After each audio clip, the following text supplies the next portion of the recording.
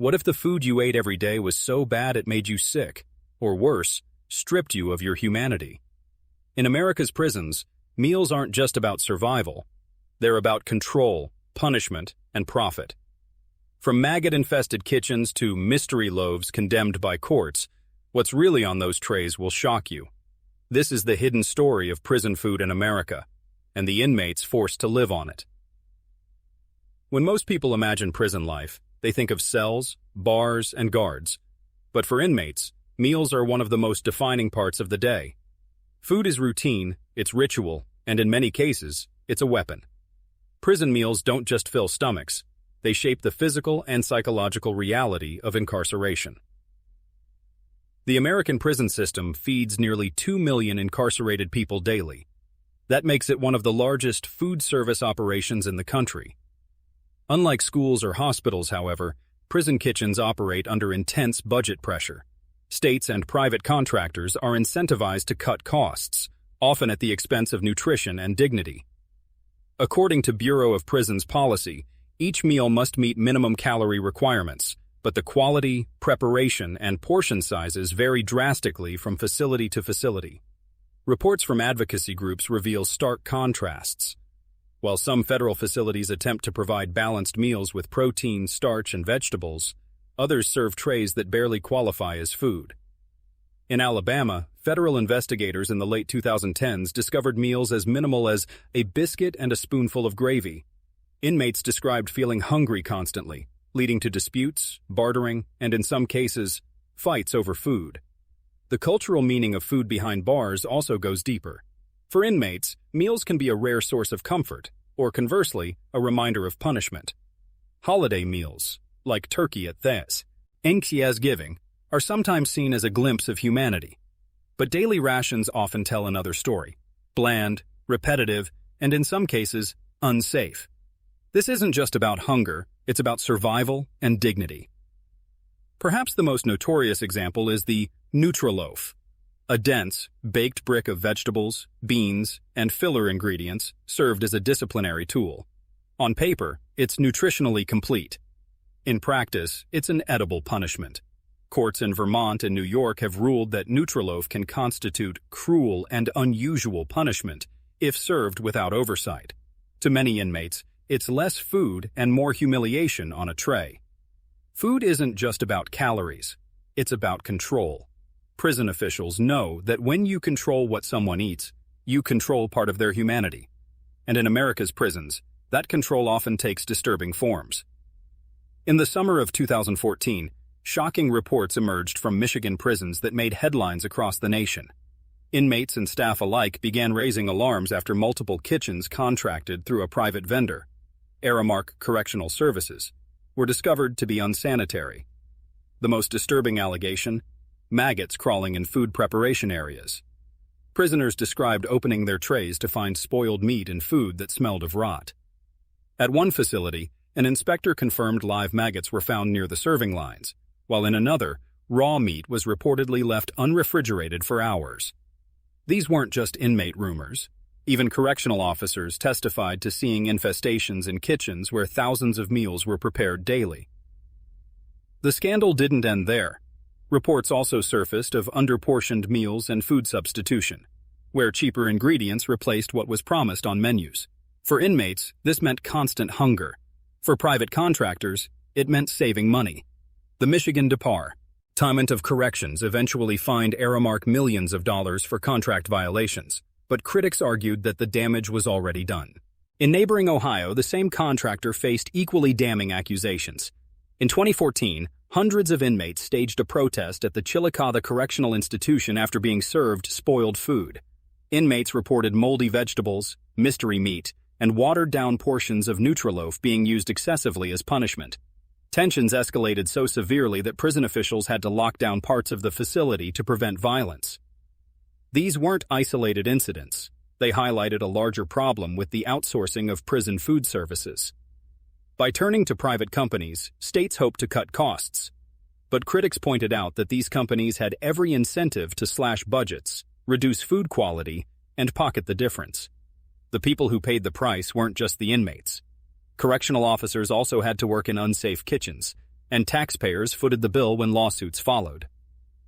The American Civil Liberties Union, ACLU, and prisoner rights groups filed lawsuits, arguing that food service conditions violated the Eighth Amendment, which prohibits cruel and unusual punishment. While courts have traditionally given prisons wide latitude in managing meals, judges in some cases acknowledged that forcing inmates to eat spoiled or unsanitary food could cross a constitutional line. The scandals also raised a disturbing question. If maggots and spoiled meat could exist in kitchens under contract, what was happening in the facilities with even less oversight? For many advocates, Michigan and Ohio became symbols of a hidden national crisis, one where the most basic human need, food, was being neglected in America's prisons. In the hierarchy of prison meals, nothing sparks more debate than the Nutraloaf. Also known as disciplinary loaf or food loaf, this dense, unappetizing block is a mix of beans, vegetables, starches, and whatever else the kitchen has on hand, baked into a single loaf. On paper, it's nutritionally sufficient. In reality, it's become one of the most hated symbols of prison discipline. Prison officials defend Nutraloaf as a necessary tool. If an inmate throws food, misuses utensils, or weaponizes the dining hall, they can be placed on a Nutraloaf diet for days at a time. The idea is simple. Remove choice. Remove privilege. Inmates are given the loaf with water, sometimes 3 times a day, until their punishment ends. It's not technically starvation, but many who've eaten it describe it as humiliating, monotonous, and physically nauseating. One former Vermont prisoner described Nutraloaf as a brick of garbage, like eating punishment itself. In some states, it's been blended from leftovers, creating a flavor that inmates compared to rancid dog food. Others reported gastrointestinal issues after being fed loaf for days, raising concerns about whether it was truly nutritionally safe. Legal challenges soon followed. In 2008, Vermont's Supreme Court ruled that feeding Nutraloaf without proper hearings for inmates violated due process. In 2010, New York courts went even further, finding that serving Nutraloaf without medical oversight could rise to the level of cruel and unusual punishment. These rulings reflected a growing recognition. Punishment meals, while not outright starvation, can degrade dignity in ways the Constitution doesn't permit. But not all courts agreed. In other states, judges upheld Nutraloaf policies, arguing that it wasn't inherently cruel if it provided basic sustenance. This left the U.S. with a patchwork of rulings, some banning it outright, others allowing it under carefully monitored conditions. By the mid-2010s, the debate had shifted. Human rights groups, including the ACLU and Human Rights Watch, argued that punishment meals undermine rehabilitation and are designed less for safety and more for control. They cited international prison standards, such as the United Nations Mandela Rules, which explicitly prohibit using food as punishment. Despite the criticism, Nutraloaf still exists in parts of the U.S. correctional system. Inmates in states like Illinois and Pennsylvania reported as recently as the 2010s that they were forced onto loaf diets for infractions as minor as refusing to return a tray. While some facilities have phased it out under public pressure, its very existence reflects how deeply food has been tied to discipline inside prison walls.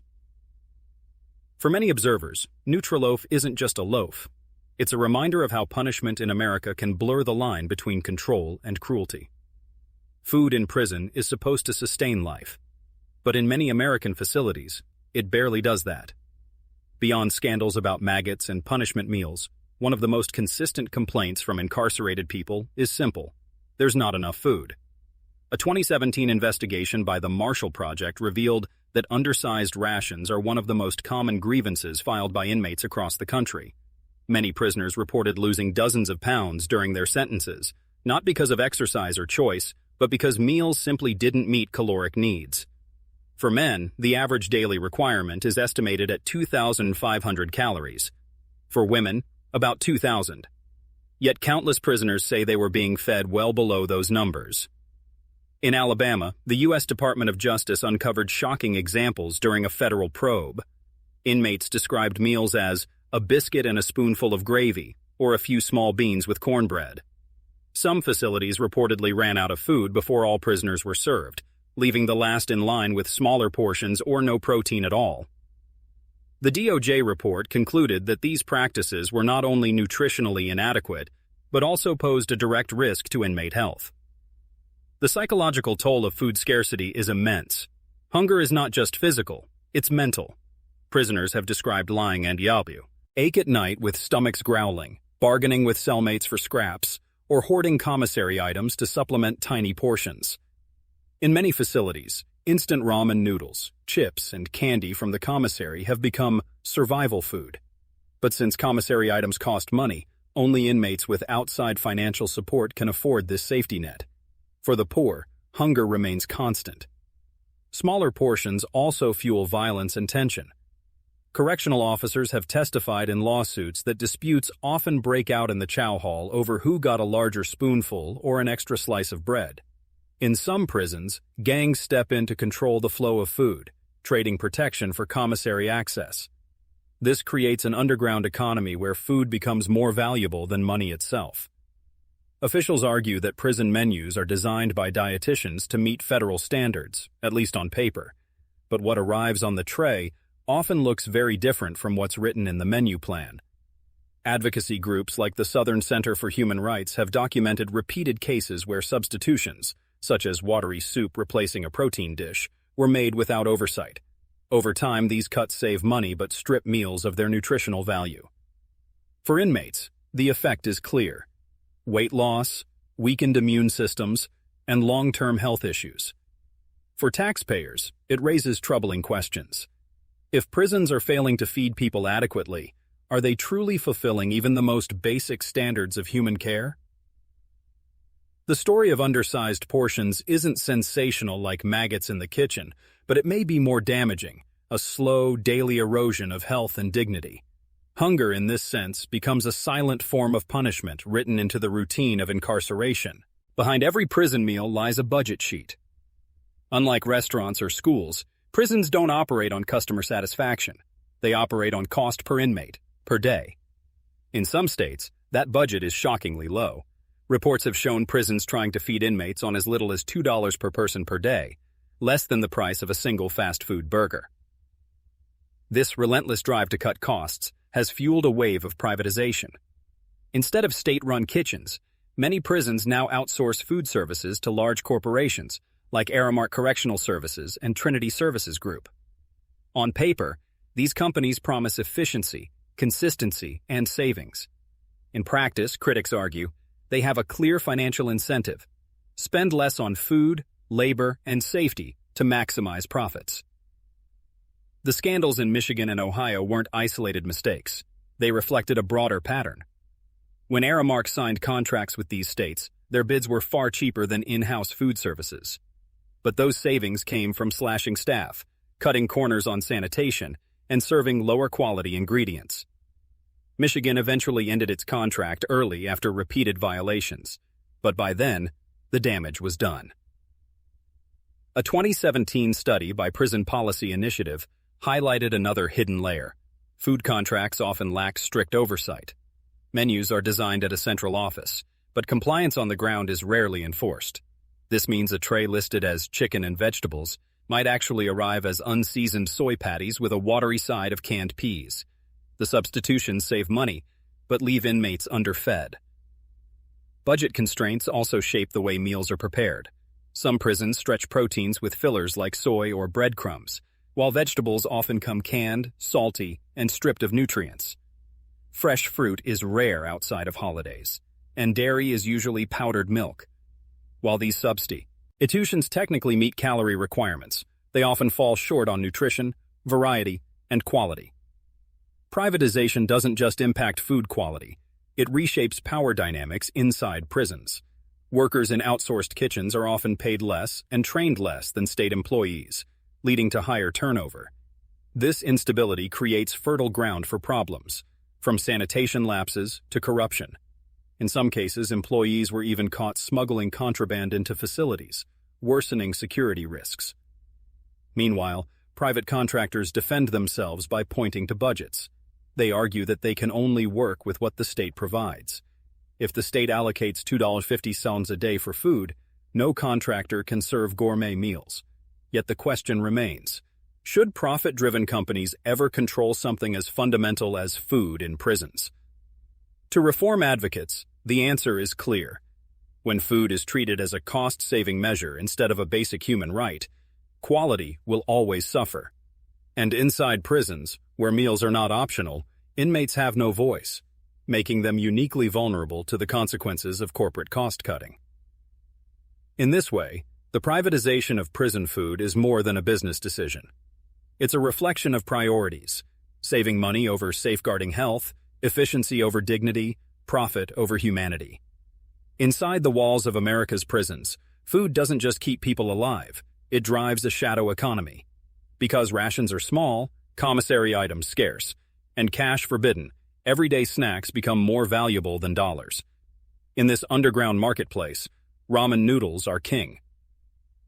A 2016 study by sociologist Michael Gibson Light revealed how instant noodles replaced cigarettes as the most traded commodity behind bars. Why? Because while smoking bans swept through state prisons, ramen was cheap, durable, and, most importantly, filling. One pack of ramen, worth less than 50 cents on the outside, could fetch several dollars worth of trade value inside. Inmates use it to barter for services, pay off debts, or build status. Other items hold value too: peanut butter, coffee, tuna packets, candy bars. But ramen's caloric density makes it especially prized. In facilities where official meals leave inmates hungry, commissary food becomes survival, and control over that food becomes power. Gang leaders and stronger inmates often corner commissary trades, demanding payment in food for protection or favors. For those with no outside money, the food economy can trap them in cycles of debt and conflict. This barter system shapes daily life in surprising ways. A prisoner might pay for a haircut with a soup packet, rent a cell phone with tuna cans, or even buy safety from violence with a steady supply of snacks. Former inmates have described ramen as a second currency, more stable than prison-issued stamps or official credits. But the food economy isn't just about trade. It's about identity. Inmates experiment with commissary ingredients, creating what's known as prison recipes or spreads. By combining ramen, chips, and canned meat, they create makeshift meals far more flavorful and filling than anything served in the chow hall. These recipes are acts of resistance, small ways to reclaim control over what they eat in an environment designed to strip control away. Correctional officers are well aware of this economy, and some view it as harmless, even necessary to keep peace. Others crack down, confiscating excess commissary or punishing bartering as contraband trade. Still, the food economy persists, because hunger and scarcity guarantee its survival. What does this reveal about prison life? That food, in its most basic form, becomes the foundation of survival, social hierarchy, and even dignity. In a world where freedom is taken, meals and snacks become symbols of independence. For some, a pack of ramen is just dinner. For others, it's power, protection, and even life itself. Prison. Meals aren't just about taste or portions. They carry lasting consequences for health. When food is low in nutrients, high in starches, and served in inadequate amounts, the results ripple through the bodies of incarcerated people. Over time, poor diets inside prison can lead to malnutrition, chronic illness, and premature death. A 2019 report from the Southern Center for Human Rights documented cases where inmates developed severe vitamin deficiencies due to unbalanced diets. Fresh fruits and vegetables are often rare, replaced by canned or powdered substitutes. Milk is frequently powdered, protein stretched thin with soy fillers, and meals overloaded with starches like white bread or rice. These substitutions may meet calorie counts, but fail to provide the essential nutrients the human body needs. The effects show up quickly. Inmates report persistent fatigue, dizziness, brittle nails, and hair loss, classic signs of nutrient deficiencies. Over longer sentences, the consequences grow worse. Diets high in sodium and low in fresh produce contribute to hypertension, heart disease, and diabetes, all of which occur at elevated rates in incarcerated populations. One federal study revealed that inmates in state prisons are 50% more likely to suffer from chronic illnesses than the general population. While many factors play into this, including lack of access to healthcare, nutrition is a key driver.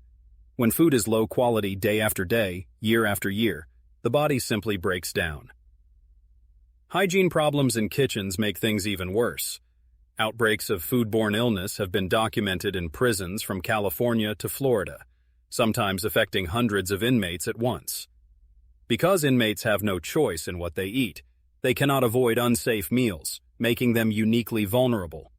In some lawsuits, prisoners described vomiting, diarrhea, and dehydration lasting for weeks after being served spoiled food. Medical neglect compounds the problem. Inmates who develop health issues from poor diets often face delayed treatment. Federal lawsuits, like Maggots v. Federal Bureau of Prisons, 2012, highlighted cases where inmates with dietary restrictions were ignored. Diabetics denied balanced meals. Muslims and Jews given unsafe substitutions that violated their faith. In such situations, poor diet isn't just unhealthy, it becomes a matter of discrimination and survival. For many who leave prison, the damage lingers.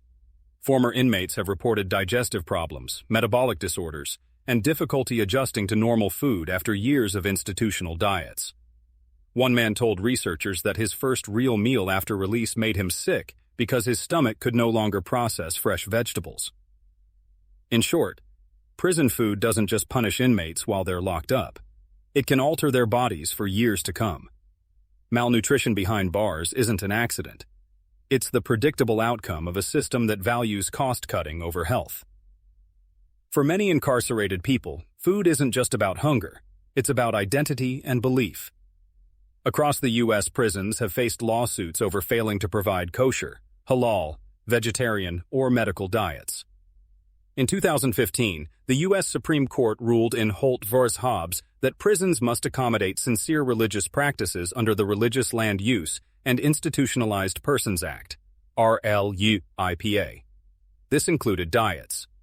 Yet reports show many facilities still struggle, or refuse, to consistently provide proper meals.